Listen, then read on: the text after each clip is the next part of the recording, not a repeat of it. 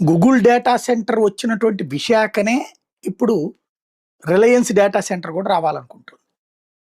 అమరావతిలోనూ, లేకపోతే అనంతపురంలోనూ, తిరుపతిలోనూ కోరుకోవట్ల. విశాఖపట్నమే కోరుకుంటున్నారు. ఇందుకు 3 కోణాలున్నాయి. నెంబర్ 1, ఈ పేరుతో తీసుకునే భూములు నేరుగా రిజిస్ట్రేషన్ చేయించేసుకుంటున్నారు. దాని వలన ఇవాళ 5,00,000 10,00,000 వాల్యూ అని వాళ్ళు గవర్నమెంట్ నుంచి తీసుకునేది కోట్లల్లో ఇమ్మీడియట్‌గా వచ్చేస్తుంది. దాన్ని బ్యాంకులో పెడితే చాలు డబ్బులొచ్చేస్తాయి. అప్పొచ్చేస్తది. ఇది నెంబర్ 1.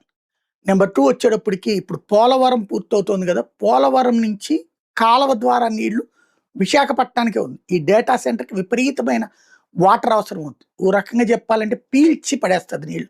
భూగర్భ జలాలతో సహా పీల్చేస్తుందని విదేశాల్లో వీటికి వ్యతిరేకంగా ఉద్యమాలు కూడా జరుగుతున్నాయి. Carbon dioxide